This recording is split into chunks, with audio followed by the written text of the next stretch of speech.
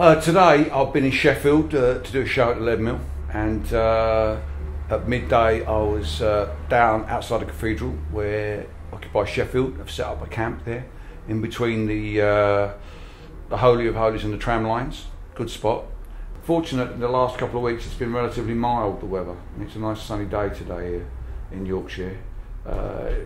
You know, once it starts getting a bit frosty I think they're going to find it hard.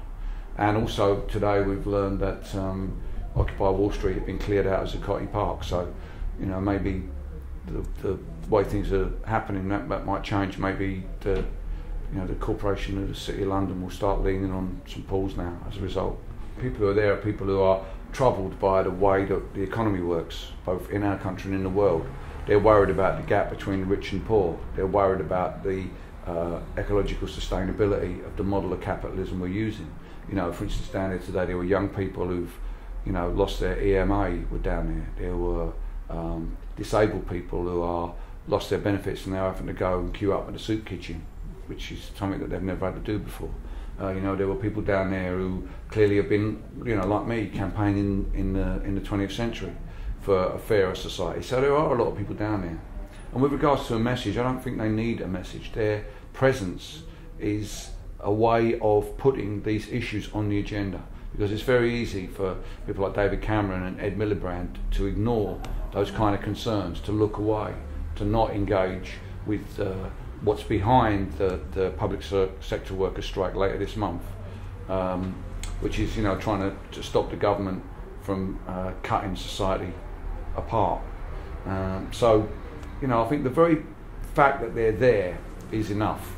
What they're there, it seems to me that what they're doing is their presence there sets the agenda and brings the media down to put these issues into play. I want to hear about what's happening to real people. You know, there was some talk today down there about problems with health and safety, that they have to clear them away because of health and safety. You know, well, what about the health and safety of our pensioners?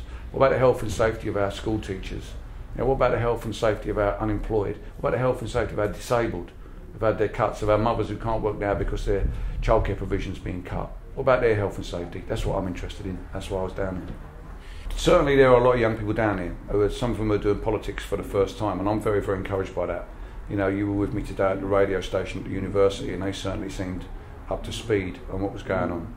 Our own cynicism is also a problem. That sense that, you know, what we're doing has no purpose, or does anybody really care? I mean, think about my experience. At the last election I voted for the Liberal Democrats, which on the face of it sounds terrible, doesn't it? But I did it because I wanted to defeat the local Tory. I was voting tactically. Labour, where I live in West Dorset, nobody votes for them. The only way to stop the Tories was to vote Lib Dem. Now, we all know that I was utterly betrayed, me and millions of other people. And just before you get piles of letters from people having a go at me, my vote for the Liberal Democrats was a postal vote, because I spent all the general election in Barking and Dagenham knocking on doors asking people to vote Labour to stop the British National Party taking over Barking and Dagenham Council. So, you know, I did my bit. And you know, a lot of people dismiss this young generation because we live in a sort of post-ideological period and say they're not political, but that's not been my experience. Last year in Barking and Dagenham, fighting against the British National Party, and here in the Occupy movement, I see more and more people under the age of 25, and that's encouraging because, you know, they're up the sharp end of things the way they are at the moment. You know, there's a possibility that they'll be, you know, the first generation to grow up worse off than their parents. So, you know, whatever is coming is going to affect them hugely. They are going to have to look after us when we're older, because we're living longer, you know, so they need to find their voice.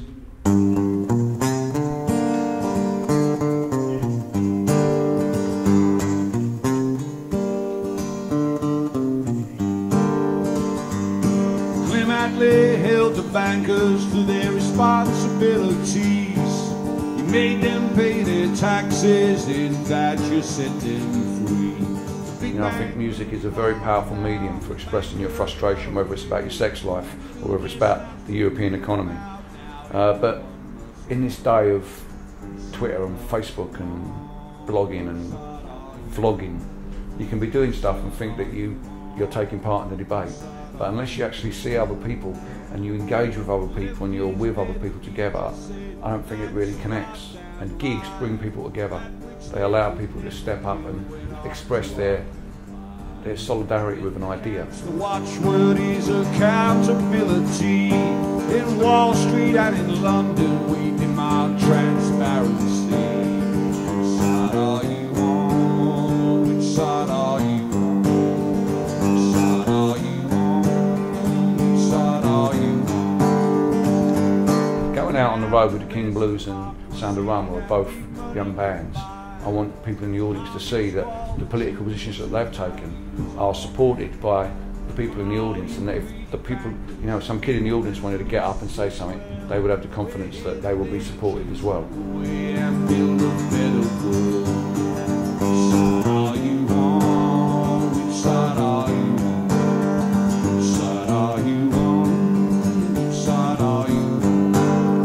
I left school when I was 16, I didn't go to university. When I was angry about the way the world was, I couldn't write a column for the Daily Telegraph like some Bullingdon boy, you know. I didn't have a radio show I could go and speak on, I didn't have the internet. The only medium I had to express my anger was to buy a guitar, learn to play it, write some songs and do some gigs. And that's, you know, that's the most accessible medium that was available to me.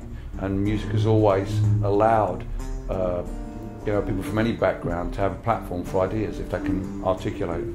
Well, I'm certainly getting supercharged by going and playing at the occupations. You know, I mean, I see it as doing Woody Guthrie's work. You know, this is what Woody did, and you know, I aspire to the ideas that Woody first expressed. You know, and he's a really good mentor for these times. You know, there was someone down there today having a go at me, you know, because I'm a pop star and I'm not working class. Basically, this guy was saying. You oppose the globalisation project. So globalisation is a project. It's not something that's actually. Look, you know, I'm afraid the politics of where you're coming from. The problem with capitalism is a crisis in demand. That's right. Which is a Keynesian type thing. You know, it's not like a crisis of capitalism. It's a Keynesian thing, everybody. I'm sorry, we can all go over. It's a Keynesian thing. Okay? You're either with us or you're not. If you're not with us, fine. If you want to come down and attack what these people are doing, do it. Fine. You've got your website. It's the most read website. You know, what does it say? If I remember rightly, it says something. You know, I'll quote this.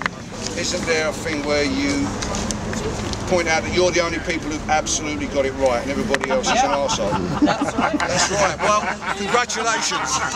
Well, us arseholes, we are the 99%. You people, you are the vanguard of the working class. I worship you. See you next time. That's what we're fighting for, Bragg.